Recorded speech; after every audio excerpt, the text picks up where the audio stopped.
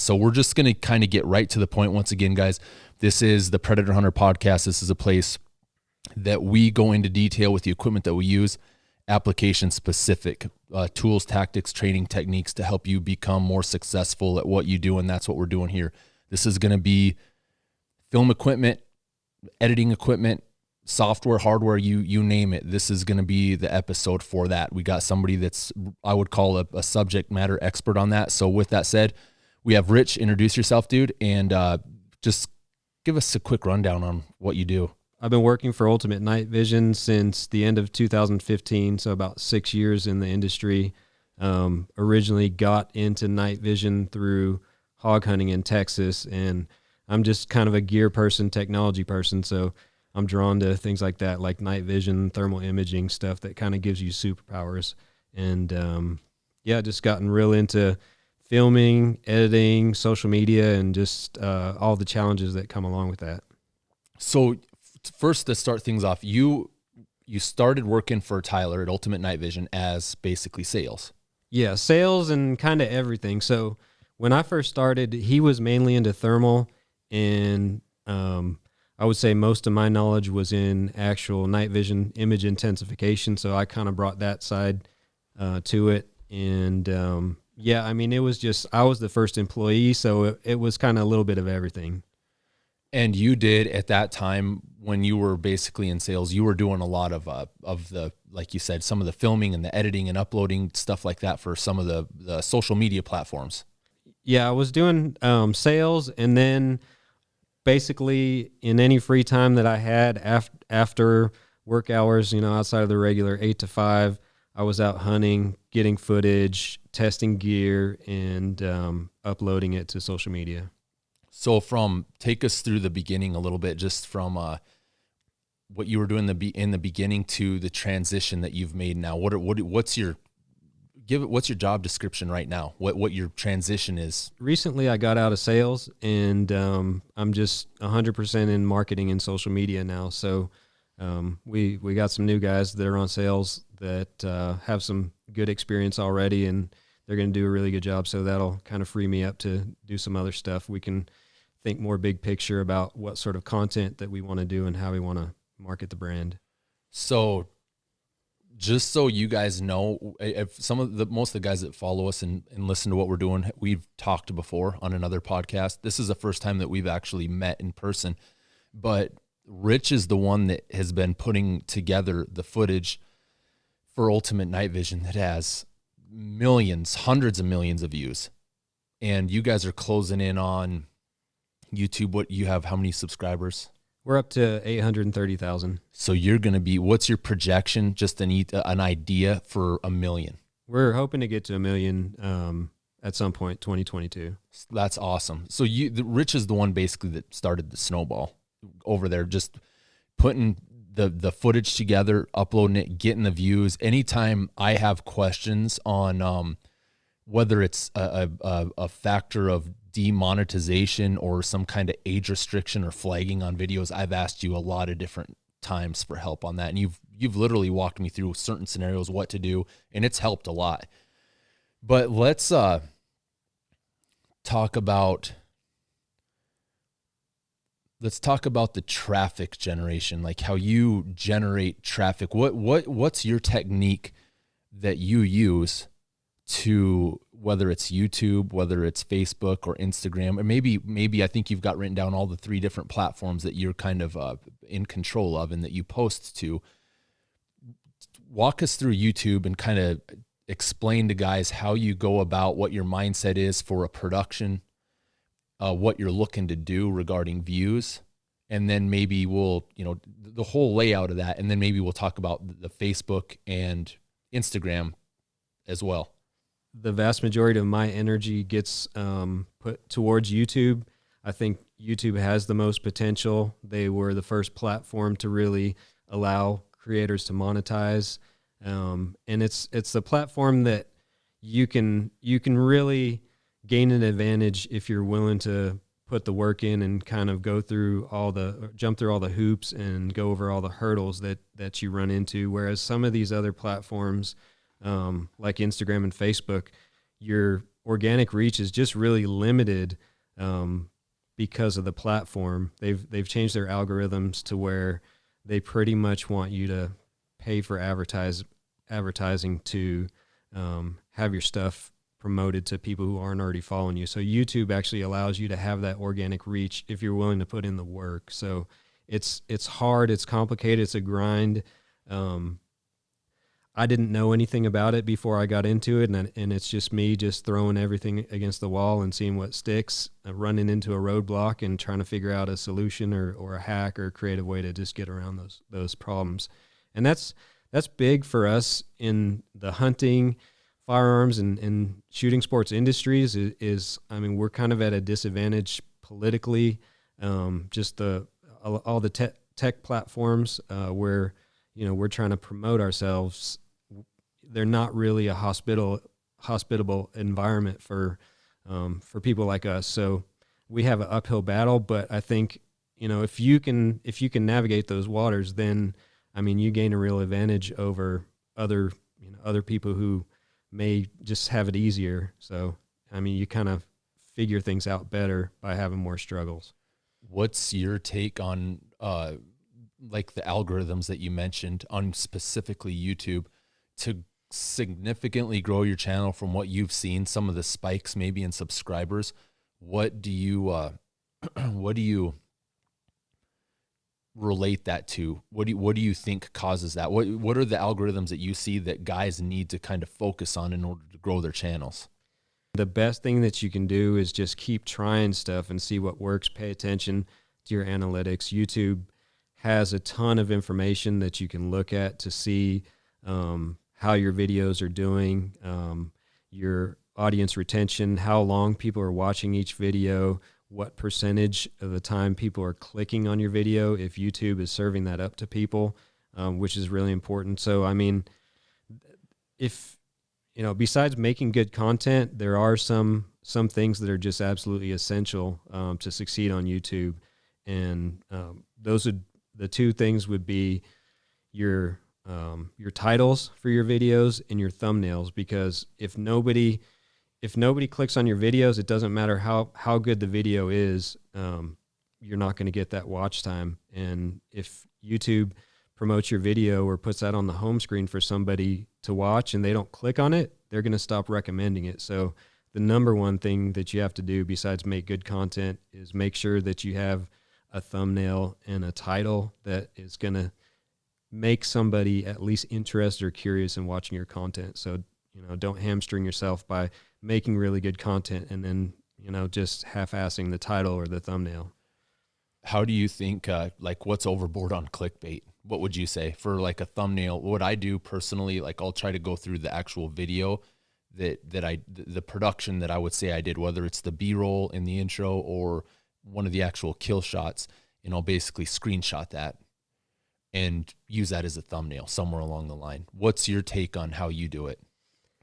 I think initially I always took a screenshot or a screen grab from that actual video, but I think the general consensus is that your thumbnail doesn't have to be something from the video. I mean, if you see some of the more popular YouTubers and people are doing really well, they're not necessarily just taking a screen grab. There are a lot of these bigger creators are actually hiring people full-time just to make thumbnails for them. So yeah, I mean, you can go beyond that. I would say that you don't want to be clickbaity. You don't want to have anything that's misleading that, somebody clicks on it expecting one thing and you give them something completely different. But if your title and thumbnail get somebody interested and they click on it, as long as it's somewhat related or there's something in there in that video that relates to the title and thumbnail, I think that's fine. Gotcha. So YouTube is primarily what you like to do. What have you done? What's your take on kind of the Facebook and Instagram side of things, since you're doing those as well? Well, I've seen you do some nasty stuff on Facebook. I mean, just randomly looking at some of and I don't get on Facebook near as much, but I've seen some of the videos. Last time we did a podcast and you and Tyler were on it, I think it was just a random coincidence. I looked that day on, I don't know, I think it was your thermal and night hunting forum or or page that you have, and you had a video that had over 1 million views relatively quick. So you're doing something there too that's getting a lot of triggers. Yeah, it's interesting. Facebook definitely has the potential. Like if you post content on Facebook, it has the potential to gain a ton of views in a really short amount of time. Facebook's such a large network, and if stuff gets shared around, then I mean, yeah, you can get over 1 million views in just a matter of a day, or even less than a day. There are, I mean, yeah, there's so many little differences between the platforms, and it's important to post stuff and try things on each platform and try to read the recommendations, because a lot of times the platforms themselves will kind of give you a hint on what they're looking for. Like Facebook specifically says that videos over 3 minutes in length are going to do better than videos that are shorter than 3 minutes. So like right now, I try to shoot for a duration between 3 and 5 minutes on Facebook, whereas on YouTube, probably ideally you'd want to be somewhere between like 10 and 15 minutes. I mean, that's not an absolute hard and fast rule, but those are kind of some general parameters about the differences in those things for each platform.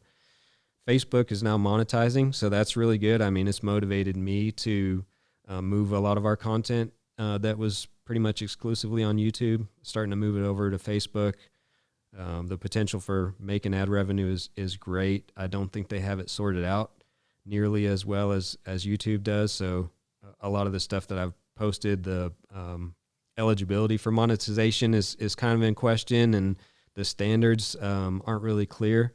So it's just going to be trial and error to figure out what exactly Facebook is looking for in terms of what they're going to monetize and what they deem inappropriate for advertisers.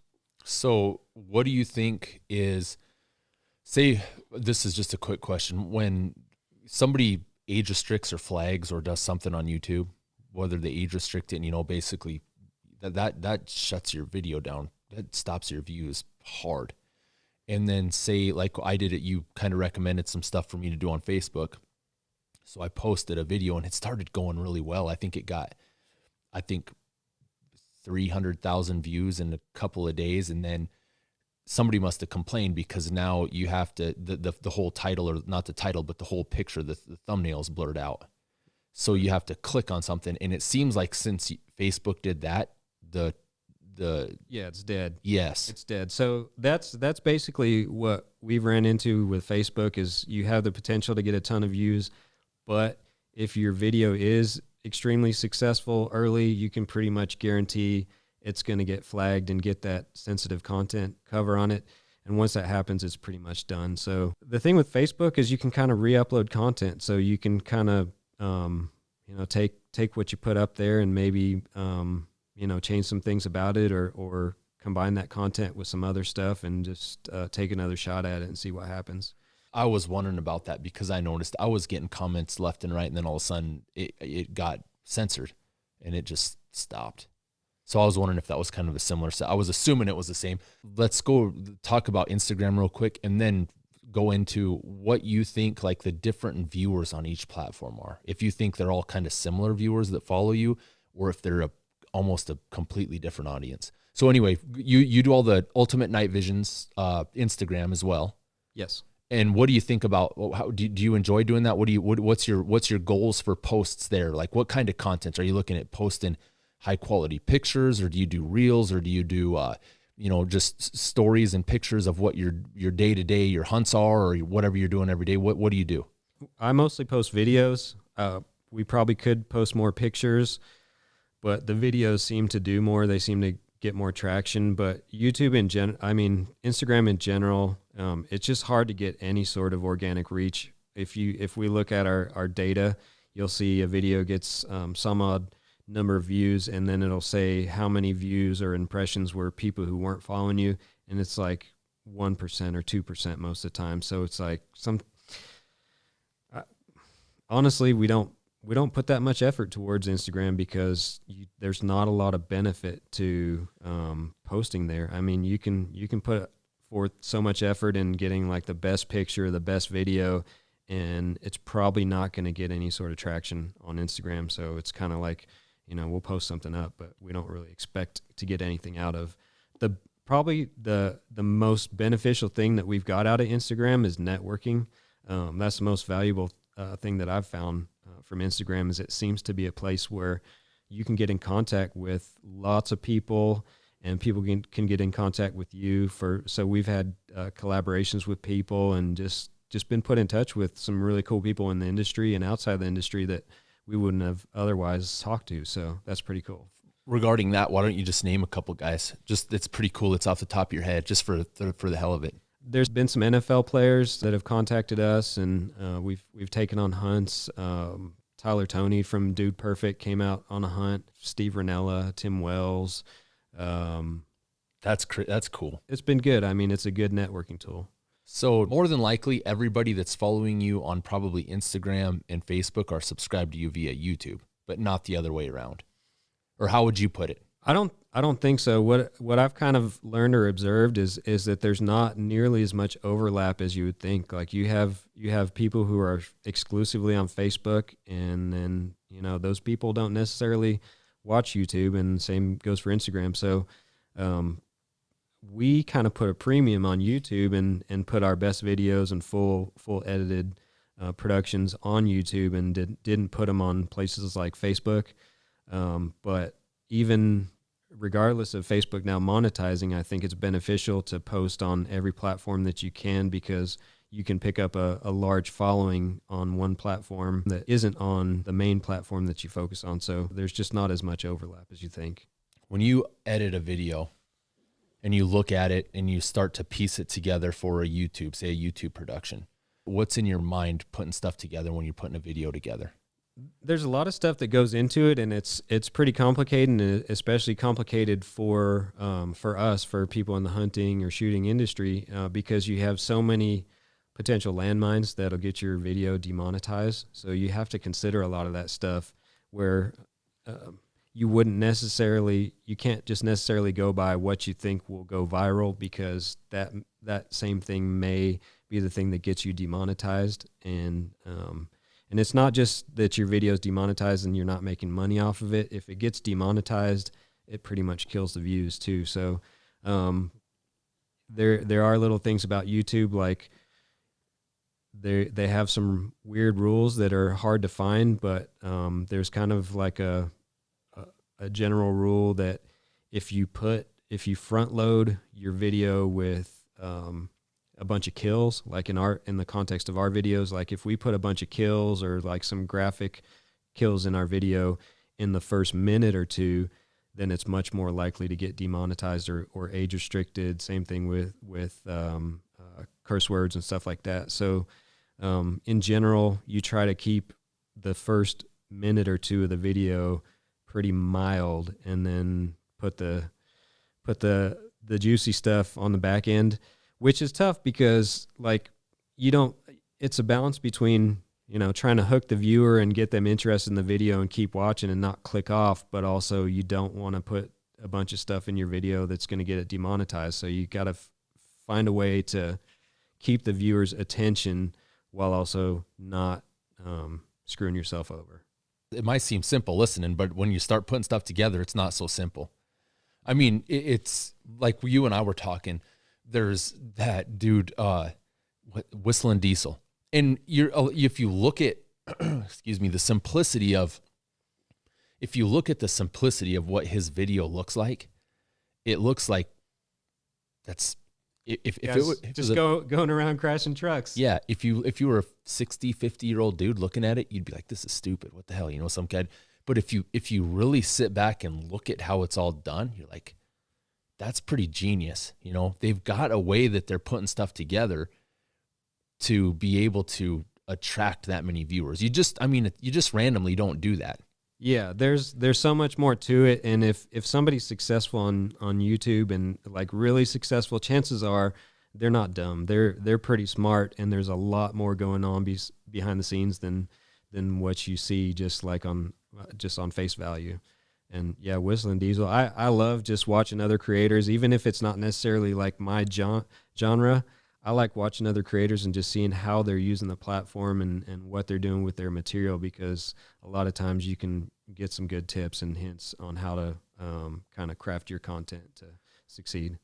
Say I put up a video and it gets age restricted. I've had a bunch of guys ask me questions about stuff like this. Put up a video, it gets age restricted, and then basically limited monetization or demonetized. What do you recommend doing for if somebody did that? You've had numerous videos that get age restricted for one way or for one matter or another. What are some of the issues that you've had, and like how do you try to resolve it? How do you try to fix it so you can optimize what that video could potentially do? That's been a major part of like what I've spent my time on. There's no easy answer, but it's just kind of, you got to try everything, and I've tried everything. So for example, if your video gets age restricted and it's a hunting video, one thing of course you want to appeal. So you want to appeal that restriction, and sometimes it'll get overturned and you're fine. But if it doesn't, there's some other tricks that you can do. Like you can go into the editor and blur some parts of your video, or trim some parts out of your video, and then send YouTube an email or a message and ask them to reevaluate it. So I've done that before, which is kind of funny. Like I've gotten hate from people before because they're mad because they're like, why are you blurring stuff out of your video? Like, why would you do that? And it's specifically because it's gotten age restricted. And if I blur this part or another part and submit it back to YouTube, then that's gotten it unrestricted. So there's just little tricks like that. I mean, you got to try everything. I use their feedback button and send messages that way. They've increasingly made it harder and harder to contact a real person. So you just got to try different ways. Like if I have email correspondence with people, I make sure I always fill out the surveys, or sometimes I'll even use old survey links just to send a message to them and say I'm dissatisfied with something that happened. And sometimes that's enough to get somebody to respond to you or act. I mean, I think, there may be some stuff that's intentional, like, yeah, they're trying to censor you, but also a lot of it's just like YouTube is a huge platform, and for them to moderate stuff at scale is just difficult. So it's just sometimes it's just squeaky wheel gets the grease. Like you just got to get a human to lay eyes on your problem, and then hopefully you get somebody who's not against you, or somebody who is willing to help you out. I've heard after you acquire or you earn, I would call it earn, after you earn so many subscribers, I've heard that you get a designated person from YouTube to basically you can have contact with somebody for problems. I had heard that too. I think that's how it used to be. I mean, that's what the policy was. And so I was super excited to get to 100,000 subscribers. So then I'd get a personal contact in YouTube who could help us out if we had an issue. But when we hit 100,000 subscribers, we applied, got no response, and we applied again, got no response, and then they changed their policy and said it's just basically it's up to them. It's up to their discretion whether they want to give you a YouTube partner manager. So it's not going to happen. So what you're saying though, there is still a potential for you to still apply to get somebody like that. You can't even apply anymore. Oh, I think okay. It's like we'll contact you situation. You'd think that there would be somebody that would be able to do that based on, there's not a whole lot of, well, there's more and more and more, but okay, X amount of 100,000 subscriber channels.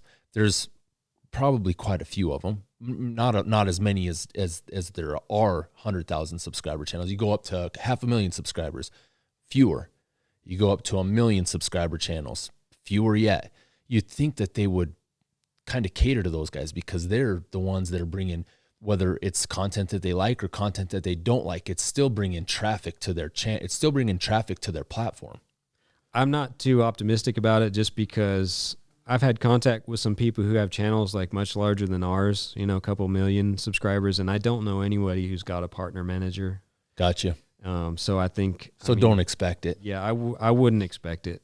Although I think you had told me that Fishing with Flair had actually had somebody from YouTube contact him to help him out with an issue with some other friends that he had who had other hunting channels that had gotten deleted. So that's a good sign.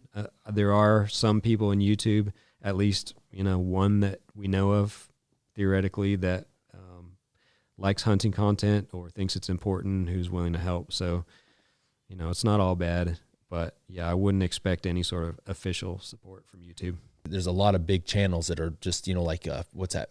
40 Hickok 45. That guy's got a ton. Who's that other guy that's probably our age that does Demolition Ranch? Yeah, Demolition Ranch. You'd think those guys would just be getting hounded, but they still continue to grow. And you always hear guys, I hear guys all the time, like I'm on Sniper Side, a forum online, a big hunting and shooting forum. And guys are like, well, YouTube is doing this and this and this, which I don't really follow what YouTube does real close other than post up to it. But I sit back and watch those bigger channels and they continue to grow pretty well, even with what they do. I don't know how much they're having to fight to do it, but other than Flair, when I listened to him a couple months ago about having buddies that were getting demonetized, where that's basically their job. When they're full-fledged YouTubers, that's their income. That's what they're doing. And so they're obviously treating it like a business. And if they get demonetized and they're no longer making an income, you get concerned with that. But other than me listening to him on his Instagram story talk about what YouTube was doing and this and that. So basically what he did is he created a sister channel that it was kind of I don't want to say a no holds barred channel, but that's where a lot of his firearms content went. So that, overnight, 2 days later, he had 250,000 subscribers, but it was primarily, he had the shooting side of things. It wasn't fishing where he's kind of doing his big channel. It was more firearms, duck hunting or coyote hunting or whatever else he does. So what do you think, like, back to the main question, is there a better, do you think there'll ever be a better platform? Some of the guys will get together and build a bigger a social media for guys like us? Or do you think that it is what it is, and with those guys, those bigger subscribers like Hickok and Demolition Ranch, do you think that those guys are continuing and will continue to grow with maybe not as big a struggles as guys are making them out to be? Yeah, I think the big channels will continue to grow. I'm sure they just haven't been breezing by. I'm sure they've had more than their fair share of issues with demonetization and age restrictions and the threat of the channel being canceled. Anytime there's some sort of policy change that comes out, people get worried, and rightfully so, because they have their whole career, they have their family's livelihood wrapped up in this stuff. So it's a precarious place to be on a platform that you don't really have control over what's going to happen. You can't prevent some sort of event where your type of content is no longer allowed or no longer acceptable, and your channel's deleted. So it makes sense that they do stuff. Starting a second channel makes sense. It's kind of like diversifying. So if one channel gets deleted, then you still at least have something to fall back on. As far as alternatives to YouTube, I'm not aware of any other viable platform right now. I hope that there is something. I mean, the hunting and shooting and outdoor industry is so huge, and there's so much money behind it that you would think that we would be able to come up with some alternative. But it's tough because just big tech is so big that, I mean, it's going to take somebody with a lot of money and a lot of influence and a lot of dedication to start something that's actually going to take hold and be a legit competitor to YouTube and Facebook. I could imagine that, but I bet I couldn't imagine how many eyes there are on YouTube, potential eyes, and then you take a group of, like, the big, you said it is a big industry, the hunting and shooting industry, and it's getting bigger and bigger and bigger. But if you take the amount of people that watch our stuff compared to the amount of guys that watch something stupid on YouTube, you take that, you get some kind, like, I was about 3 or 4 years ago, I think I started a membership at Full 30. Have you heard of that? Yeah. And I actually was supposed to have a meeting with I think he was the developer of it. And I was busy. I should actually call him. I was just going to kind of talk to him and see what his plans were, how, just out of curiosity, you know, we're nothing big by any means, but anyway, a guy can kind of get a feel for it and see how big he thought they were going to get or what they were actually doing. It's always nice to try to support somebody that supports you, but at the same time, where are you going to go with it? You know, you post a video there and you get, and nothing against anybody, but you get a millionth of the views, or 100,000th of the views. It's tough. I mean, yeah, the audience of YouTube is just enormous. I mean, it's just completely eclipsing anything mainstream media. Like YouTube is the thing. Like if you talk to a young kid, they're going to be much more impressed by somebody who's a YouTuber than you know, when we were growing up, it's, oh, you're an actor, or you're a celebrity, or you're an athlete, or something like that. Now, like the kids don't care. They follow Mr. Beast, and they follow Dude Perfect, and they follow, you know, whoever the gamers are. That's who they're following. I think YouTube is huge. Yeah, I heard of Full 30, and I think we applied to be on Full 30. You know, nothing ever came of that, and I don't know. It looks like they're still around, but I just haven't heard anything from them as far as like new developments or what's going on with it. So, and I haven't followed up with it either. Yeah. But that's interesting what you said. That's 100% freaking dead nuts, dude. It's the kids. Like if my kids, you don't even have to have Dish Network or any of that anymore. It's crazy how some of that stuff's going by the wayside. You can just go to YouTube and almost watch anything. Like how Netflix did away with Blockbuster, basically. If you look at it, in college, we'd go to Blockbuster. We'd go get movies. That's what we did. Got to get done with practice, go get a movie. Now you don't leave the house. And then you go in and the kids are looking to basically YouTube personalities. And that's their Tom Cruise, you know? Yeah. Those are guys that I was like Arnold, Stallone, or Tom Cruise. All those are guys that were, you know, they kind of stayed apolitical throughout most of their stuff. You just liked what they did. And now it's a YouTube personality. Yeah, the world is changing. It is. I mean, either you got to go with the changes or you get left behind. So I think right now it's YouTube. Hopefully something comes along where there's a change, like, you know, with crypto and blockchains. Maybe there's some sort of decentralized solution, like a decentralized social media where you basically have some autonomy and ownership over your profile. And because, you know, on Facebook, you don't own anything. I mean, you're just basically using their service. All of your data, everything, your pictures and everything belongs to them. Same thing with YouTube. At least they give you a little bit of a cut of the money. But if you get kicked off of YouTube, there's no way to take your subscribers with you. There's no way to port them somewhere else. Same thing with Facebook or any other social platform. So I hope there's some sort of solution where you're able to just have some sort of ownership and be able to bring people along with you if something happens. That's an interesting point. I like that. That's I've never thought about that. That's real interesting. That's cool. Is there anything that you can think of that you want to touch base on, the like anything in particular on YouTube that we might have missed, or possibly Facebook or Instagram that we might not have informed somebody that you'd like to mention something about? I think even though it's tough, it's worth it. Like if you want to do hunting and have a job in hunting or outdoors or shooting or anything like that, I think that social media and YouTube in particular are still your best bet currently. And if you put in the effort, it's worth it. You know, I think it's eclipsed other mediums like TV, like TV hunting shows. I think those are on the way out if they're not already pretty much already. Yeah. So yeah, I mean, it's worth the effort. It's a struggle, but there's still potential there and you can make a career out of it. So that's good. I would say if you're passionate about it, just do it.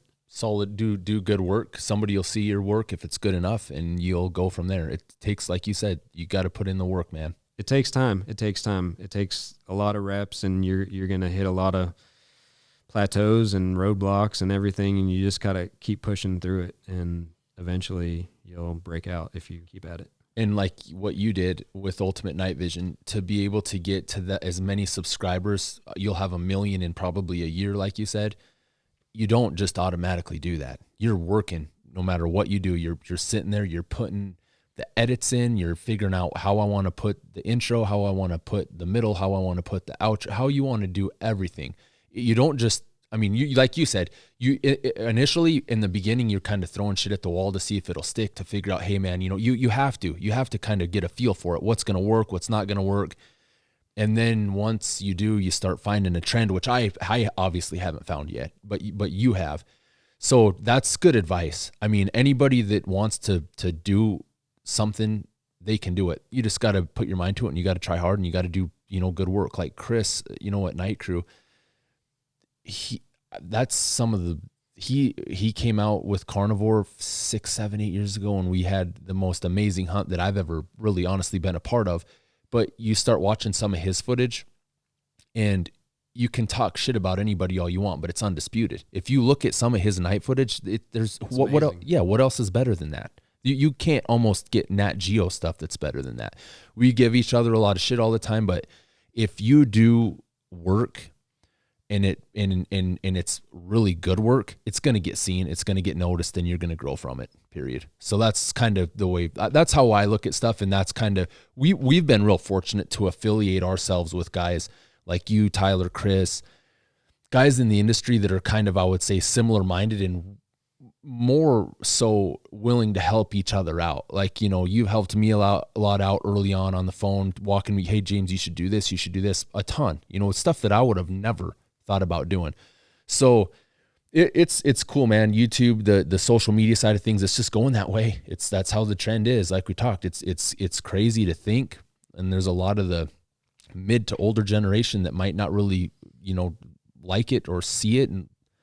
But that's how it's going. You brought up a good point that we help each other out. And I think that's what we need to do in our industry. A lot of times you can get into the trap of thinking it's a zero-sum game. Like if somebody else is doing well, that means that I must be doing not quite as well. But really the best thing that you can do is make friends in the industry and help each other out. I mean, I'll help anybody out and bring them up, because if one person succeeds, then it makes it possible for even more people to succeed. It's not like there's a limited piece of the pie that there's only one slice that you can get. You can grow that pie and help everybody out if you have a collaborative effort, and rather than thinking about somebody's your competitor, so it's me or him. That's a perfect point, because guys like us that stick together, everybody, say for just example, the guys in the hunting industry, if we can get more guys that get more views, that get more subscriptions, that grow bigger channels, it's a force multiplier. There's a whole army of us that has a lot more pull and a lot more say than having 100,000 other people out there that don't understand or give a shit about what we do. And there's only a couple of us. What are you going to do then? You're at the mercy of them, where we could actually just kind of stand together and grow more, get more exposure. But there's a guy's got to definitely do it right. You have to present your stuff right, I think, in a certain fashion. And, that's cool. I think guys help each other out, and definitely that's a good point. We're at 45 minutes already. That's how fast this goes, dude, when you start getting into detail. That's awesome though. Let's just talk about some film equipment. Well, the majority of the equipment that I use is going to be the products that we test and sell. So, pretty much what I'm doing outside of 8 to 5 is, running up north to the Red River and hunting and going hog hunting and using these products and getting footage through these various optics. So mostly thermal scopes and also some night vision. And then in addition to that, if it's a full moon, I'll bring my Nikon Z6 and with a fast lens, and I'll get some like color quote night vision footage if it's bright out, just to mix it up. I mean, I've tried pretty much everything as far as filming at night. I've tried so many different setups and different techniques and ways to film things, and just I'm always trying stuff out. So regarding thermal, let's just say thermal scopes that you're testing out, what are some of the best, some of the better ones that you've used for over the past five years that you've been filming? You know, I don't want to say the top one, but what are some of the handful of the best scopes that you've used that you've seen you're getting the best footage for your productions? Recently, I mean, it's become a lot easier to get good footage, and the main reason for that is because of onboard recording. So having some of these newer scopes have onboard recording has just been a game changer compared to using scopes that just had a video output and you had to record to a DVR, which didn't necessarily retain the quality that you're seeing through the scope. So, I mean, you know yourself that we've tried so many things to get good footage through some of those older scopes that have excellent image quality, like the Trigicons have excellent image quality, but, you know, we were strapping iPhones to the eyepiece and compromising our hunting basically in order to get good footage. So just in general, it's so much easier to use some of these new scopes, like the iRay scopes that have onboard recording. It just makes it so much easier. You can just transfer the video to your phone or to your computer via the app, or drag them onto a file onto your computer. I know I didn't really answer your question, but almost every major brand has scopes for most budget ranges that will get the job done, that you're going to be able to kill stuff with. And compared to 10 years ago, I mean, the technology has grown so far. What do you go through, like one quick, so you go from A to B on a night that you leave your house and you go hunting all night long. What do you take with to film? Say it's a moonlit night and you can get everything that you think you can get. You can get some thermal, maybe some night vision, maybe some other. What do you take, and how do you do it? I'm usually taking the Nikon Z6 with like a f1.4 lens. If it's a bright night, sometimes I'll take a night vision filming setup. How do you do that? Structure that real quick. The night vision setup is this Litton 944A monocular that you can attach to your mirrorless camera or SLR camera and basically have a night vision video camera that way. Another way is to hook a iPhone onto the back of a PVS 14 with an iPhone adapter or a GoPro adapter. And then whatever thermal scopes we're shooting through, we're going to get footage through. And oftentimes what we'll do is we'll have some sort of monocular or unit that we're going to put on a tripod and set it up behind us when we're shooting and get kind of third-person footage also. So we're just trying to get as much footage as we can. And for me, a lot of it's dependent on what products we're testing and need to get some video footage from. And on a dark night, strictly thermal? On a dark night, yeah, I don't bring the Nikon. Don't really get any night vision footage for the most part. It's pretty much strictly thermal. Gotcha. And then basically when you get done hunting and you get back to the house, how do you store all your footage? Do you put it on, you just randomly dump it on your computer? You have a separate hard drive? What's your setup for that? My process when I get home from hunting, I'm usually coming back home, plugging everything in, making sure everything's charged. So if I have to hunt again, I don't try to head out the door and none of my stuff's charged. So make sure everything's charged up as soon as I get home. And then I'm taking all the footage and dragging it off of each unit and putting it in a folder. And it's usually organized by date. So I'll have a folder for December 2021, and every hunt that I have in December, I'll put a date on it and short description of where we went and just drag all the footage into there. And I just usually organize it by date. I got you.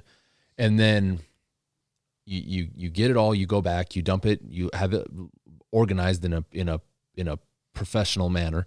And then what do you use to edit? Computer wise, do you use a laptop? Do you have a PC? Do you have an app? What do you use? I'm editing on the Mac in Final Cut. I like Apple just because airdropping probably is the main reason why I use Apple. because it's just so easy to transfer something from your phone to your computer and back. So you got all your footage from one night, you got it all stacked up on a hard drive, organized. How long will that sit before you get to it and try to do some kind of a production? Or do you do like, get enough footage for, how do you go by the amount of footage that you basically occur over time to the point where you're like, all right, I need to compile this and do a production, something, put it together on YouTube. I mean, do you ever go out on one night and go, oh shit, dude, we got some stuff that I can just do a full-fledged YouTube production, which, I mean, I think I've seen stuff where you go out on one night and you can hammer a 1 million hit video on Facebook. But regarding like a edited production, what are you looking at from that standpoint? Definitely there are some nights where we just have a really good night and get a ton of great footage where we could make a YouTube video out of just that one hunt. But ordinarily it's some sort of compilation, and it's usually about a month's worth of footage that I'm compiling. So I usually make a rough edit and just break it down into clips from the night, and I'll usually post those on Instagram and Facebook. I try to get enough footage on Facebook for a 3 to 5 minute video. And then Instagram, you get one kill, 10 seconds or 30 seconds or something like that. And then YouTube. We've just found that getting about a 10-minute video on YouTube does the best. So I try to get about 10 minutes worth of footage on there with not much filler in it. Just a kill every. Yeah, probably 10 seconds, 10 to 30 seconds. Yeah, so that's a lot of that might not seem like a lot, but that's a lot of kills when you start factoring everything in. A kill every 10 seconds in a 10-minute video, that's a lot of shit going on. Yeah, it's a lot. It's a little monotonous. So I mean, now that I'm kind of in this new position with marketing and social media, and I'll have some more time on my hands, I'm going to try to move into some other types of videos. So what are you thinking then? If you say your primary gig is a kill reel, say that's primarily, it's cool intro, a kill comp, which is, it's a lot of work and a lot of meticulous, prepared precision shooting to get, the good shots and what you need, and then an outro or whatever you have. Is that how you would say is that how you would kind of classify what your editing style has been, or how would you say you've compiled your videos over the past 5 years? But and then tell me what you're gonna go into. Tell me what you think you're gonna try to with your new gig. What you're gonna do. Tell me what you're gonna try to go for. What some of your goals are. Yeah, I'd say that's accurate. Pretty much up until now, like the bread and butter of our channel. If anybody's been to our channel, it's pretty much it's kill compilations, and they've worked really well. I mean, they do well, so it's kind of a staple of the channel, and it's something. It's kind of a hack on YouTube that I've had some buddies who I've just told them, like, hey, look, take these clips, break them up, cut out all the filler, try to take out all the parts where you're shaking everywhere and stuff like that, so people are not getting seasick watching your videos. Try to make the audio good, and make a little compilation and say, 100 kills with such and such scope, and it's going to be successful. So I mean, that's just something that we found that works. But I'd like to do some other stuff. So I'd like to do some more educational content, like actually do some how-tos and product reviews and stuff like that. Tutorials, I think would be helpful, because I've learned a lot of things, good and bad. Learn things the hard way. So I think it only makes sense to share that experience that I have with people and help people out in terms of hunting stuff and gear selection, things like that. And then also we'd like to make some more long form content, kind of like what y'all make and what Chris makes, where there's more of a story or a narrative to it rather than just a bunch of kills. So what's your plan? Are you going to basically create another playlist on the Ultimate Night Vision YouTube channel, or are you going to create another channel? We don't have any plans right now to have a second channel. We'll just have them on the main channel, and we'll just kind of the plan is just to mix them in with regular kill content. And I'm sure some people will be upset that it's not just kills, but I'm sure there's a lot of people who would probably eat it up. To get a little deeper into it than just 100 kills. That's cool. I think that's the right way, dude, because you get, somebody that has the experience that you do with the equipment that you've had. I ask you questions all the time. I mean, I just, today with the dual bridge, certain things you're like, oh dude, you got to do this, this bolts that just the stuff that you do. And a lot of people will take that into appreciation, but there's no getting around people that are bitching. You got guys there that are like, oh man, Ultimate Night Vision's posting another video. Get ready for fucking boom, boom, boom, boom, boom. And then you're going to be doing a review. Like my channel, most guys are, it's the same thing. You can't please everybody. No matter what you do, somebody's going to bitch. Exactly. So, just do what you think is right. And that's good though. It's I would almost relate it to like Flair, where he had 2 million subscribers or something. And then he's like, well, you know what? If we're getting demonetized, I'm going to have a sister channel. And within a week, he has 250,000 subscribers. It's a similar deal that you can do with your channel. I mean, you have millions and millions and millions of views and hundreds of thousands of subscribers. You're going to get the traffic to those videos. It might not be as much, but dude, 100,000 or a 200,000 view equipment review, those are the people that want to be there. I mean, you know what I mean? Those are the people that are interested in buying something from you guys or getting more intel from somebody like you. That's a big following. That's a lot of people that are, that are uniquely interested in what you guys do. I think that's the way to do it. Right. Yeah. I mean, it's going to be a smaller fraction of our audience, but those people are the most important people to us in terms of a business and what we do.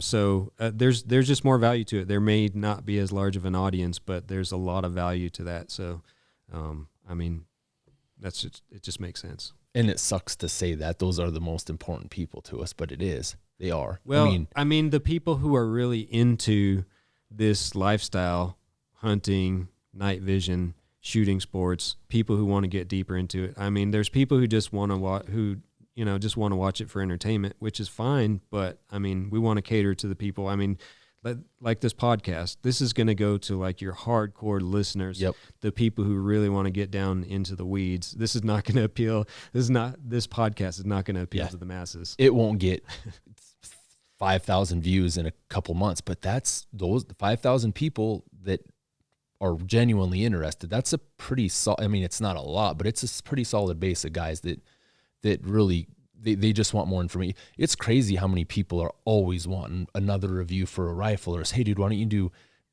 optics or barrels or suppressors or actions, all sorts of stuff, man. I'm that way personally. I pretty much don't watch any short form content on YouTube. Everything I watch on what do you mean short form? Like short videos, like 5-minute videos. Pretty much everything that I consume on YouTube or Spotify or anything is a podcast or something that's like an hour plus. I want to learn more about things. I don't just want superficial stuff. And I think there's a lot of people out there who are looking for something that's a little less superficial. Oh yeah, 100%. I think that's a real smart idea. I'm excited to see how that goes. I'm excited to see what you can do with that for sure. So what real quick, we might as well talk about you. What's it take for you to do an edit? Like you use Final Cut Pro, you said? Yep. What's it take for you to run through an edit? Say you have everything that you need. Everything is laid out pristine. Your workflow is as good as it can get. Not a shit show like I would have. Like how long would it take you to do an edit and be able to upload it on YouTube? That's a good question. I have no idea what the actual amount of hours is. I'd say it's a lot. I mean, I'd say probably at least 40 hours for a video. A lot of time goes into it. I don't really keep track because I enjoy doing it. So sometimes I'll just start sometime, 5 in the evening and then just work on it until 4 in the morning. Dude, that blows my mind. 40 hours. But I probably am not imagining how many hours you have to sift through of footage. Yeah, it's a lot of footage. I mean, it takes a lot of time. I mean, I really couldn't quantify the hours, but it's a lot. But I mean, if you enjoy it, then the time just flies by. That's crazy to me. I wouldn't have thought that. I wouldn't have guessed that at all. Like if I have all the footage that I need all on my 705 from my DSLR and I've got it all, and I just really wanted to burn through it, but my stuff isn't. It's just, I mean, there's not as near as much. You have a whole month that you have to go through, so I have to take that in consideration. If I had a whole month of footage, dude, it'd probably take me 100 hours, I guess. Yeah, I don't know. I mean, I hope to get more efficient. I mean, it's not sustainable if I can't get more efficient. And probably the reason why you can do it in a less amount of time is probably the planning and forethought that goes into it. You know exactly what you're looking to get when you go out there, and that's going to make it a lot easier on the back end. We were going to talk. That was something I remember talking about. Like I have almost a narrative that I kind of have an idea how I want to put it together. In a perfect world, I would go, all right, guess what? We're going to go to this spot. We're going to kill this many coyotes, and this is how the production's going to be. That's kind of what my mindset is going into each spot, and whether or not that happens is beside the point. But when it does happen, it's laid out. I have an idea. We can get it done. But regardless, I'm not as that efficient at editing by any means. If I had to go through the footage that you did, I would have probably twice as many hours into it. But so have you looked at what I did was I got a new Logitech keyboard, and I use Premiere Pro for editing. I used to use Sony Vegas, and then it didn't work with my graphics card, so I swapped it all up and I went to Premiere Pro. And now I'm pretty much stuck on the Adobe Cloud. I use Photoshop for a little bit. I'll use Lightroom for editing raw images, and then I'll use Premiere for the videos. And I got into like a Logitech keyboard and a mouse where I can pre-program my mouse so I can use the middle button to be the splice tool, the cut tool. And then my left button will highlight and my far right button will delete. So I would always, even a year ago, I would get on and I would start doing an edit, and I would always be on my mouse, and I'd have to go over to the toolbar and select a tool, and I'd have to drag it over. I bet I shaved off an hour off of a production just by doing those shortcuts on my mouse. The shortcuts are huge. It saves you a ton of time. I haven't done it with the mouse, but I use the keyboard shortcuts religiously. I mean, if you could give somebody a tip on how to improve your editing or just make editing more efficient, it would be learn your keyboard shortcuts for all those things like splicing and cutting and pasting and all those little functions that you can do with a keyboard or a mouse rather than having to navigate up with an arrow to click on something in a menu. It's literally a game changer. So you think there's anything else that a guy touch base on real quick before we close her down? No, I don't think so. I mean, I'm sure we can have another podcast in the future, see what sort of questions people have. If anybody has comments, questions, stuff that you want us to cover, they will. There'll be more people interested in it, and I'm the same way. I always try to stay on top of the newer technology side of things. New shit that comes out. I kind of try to gravitate that way to stay on top of stuff, because if you don't, you fall behind real quick. Right. Oh, and another thing too, I'll mention at this. So we had Rich, we had Tyler, and we had Chris. Tyler is the owner of Ultimate Night Vision. Rich works for Ultimate Night Vision, and Chris does the night crew. And I guarantee you, everybody that follows us knows who they are. But they came out to do some videography work, some interviews for a new series that Tyler's putting together. And we went out last night, and it was 0 degrees, I would say, with the wind chill, 0. It was about 13 in the truck, but the wind was blowing 15 miles an hour, and it was cold. And we walk into this set that we set up. Keith and I set it up about 3 weeks ago, and we get into this spot, and these guys come all the way from Texas, where it was 70 degrees last week. I think the high was 80 the day before we came up. 80 the day that they came up, the day before they came up, and they get up here and it's 0. And we put them down in a kill box that we set up. And I kind of felt I should have said something, but I didn't want to mess anything up. Rich is on the far west side of everybody, which would be to our left. And I'm splitting him and Tyler. And from the time Rich got his tripod set up, Rich had his hand out. And did one of your gloves not have a finger on it? Yeah, I cut the end off my index finger and my thumb. I thought that I saw that, but I was looking with my micro, and you had your finger exposed. We were there for 20 minutes? I was going to say 30 plus. And your hand was on the gun the whole time. And I have fingerless gloves, but, most of the time we're in there and we're standing, we kind of keep them warm. And we did a countdown, and these guys shot 5 coyotes in like 5 seconds. 4 of them all at the same time, I think on the same screen. And then Keith was over there telling Chris, dude, keep your hands warm. And I was sitting there to look at Rich's, and you were locked on that gun the whole time with your finger exposed for well over half an hour. And we've got frostbite and shit like that before. Is it feeling good today or what? It feels fine. It was frozen stiff. After I shot and tried to load another round, my finger was completely numb. That's when it hit you. That's when you're like, oh shit, I'm locked up. Yeah, but I've known from being in that situation, I knew that I had to be ready to shoot when somebody said, hey, we're doing a countdown. I needed to be ready. So I didn't want to put my hands in my pocket and risk that. Regardless, that was impressive as hell, man. That's cool. That's something you guys will be seeing from both sides of us, those guys and us. That was some impressive work. I honestly, Tyler asked me if he thought it was going to happen, and I go, no, dude, you ain't killing 5. I'll be honest, I didn't think you were going to kill 5, whether it was all on the same screen or whether it was 5 period on the same set. I didn't think it was going to happen, and it happened. So that was impressive for me to see you guys come in from up there down here. But it kind of stands to reason. If you're well versed pulling a trigger, if you do it quite often, it's muscle memory. You're gonna do it. You're gonna perform. You guys did. That was cool as hell to see. That was cool. That's something that I've never experienced and probably will never experience again. And I appreciate you hosting us and letting us shoot all your easy coyotes for you. Shit, hell, there was nothing easy about that, dude. But yeah, I appreciate you guys coming down and the information that you provided tonight. That's cool. A lot of guys need to see that. And like I said, I'm real excited to see where things go with what you're doing, your position at UNV, what you're going to be doing for the media side of things. I'm always excited, and I get jacked watching people's stuff.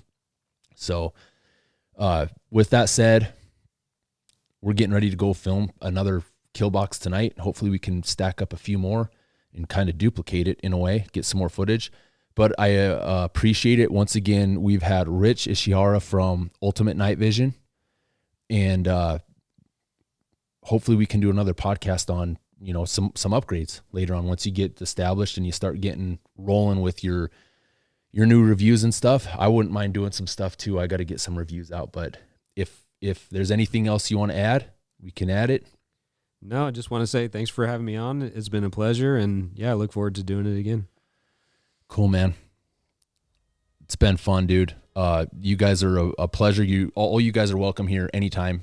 Just call, let us know you're coming up. It was fun for us, and we really enjoyed it. So I hope you guys enjoyed the podcast. I hope that you found it entertaining, but more importantly, I hope you found it informational. Once again, I'm James O'Neill. You're here with O'Neill Ops. This has been a Predator Hunter podcast, and we are out.